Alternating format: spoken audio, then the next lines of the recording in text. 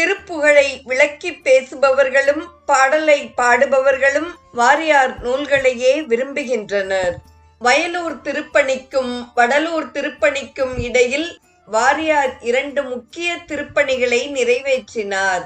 சென்னை புரசைவாக்கத்திற்கு வடக்கே சண்முக ஞானபுரம் என்ற குயப்பேட்டையில் கந்தசாமி கோவில் என்ற முருகன் திருக்கோவில் உள்ளது. அத்திருக்கோவிலுக்கு ராஜகோபுரம் இல்லாதது பெரும் குறையாக இருந்தது. வாரியார் மாதந்தோறும் அத்திருக்கோவிலில் சொற்பொழிவாற்றி நிதி திரட்டினார்.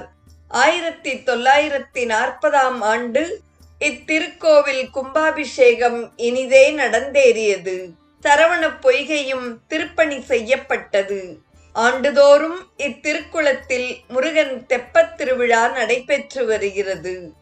மோகனூர் என்ற திருத்தலம் காவிரியின் வடகரையில் உள்ளது. வாரியார் அங்கு விரிவுரை ஆற்றச் சென்ற பொழுது அருணகிரிநாதர் அறச்சாலை என்ற நிறுவனத்தை ஏற்படுத்தினார். மோகனூர் வாசிகளும் சுற்றுவட்டார அன்பர்களும் அந்த அறச்சாலைக்கு நன்கொடை அளித்தனர். நிதி திரட்ட வாரியார் மாதந்தோறும் மோகனூர் சென்று வந்தார். அருணகிரிநாதர் அறச்சாலை திருப்பணி 1940 நிறைவேறியது. காஞ்சி சங்கராச்சாரியார் சந்திரசேகரேந்திர சுவாமிகள் அருணகிரிநாதர் அறச்சாலையில் தங்கி சந்திரமௌலீஸ்வரர் பூஜை செய்தார்கள்.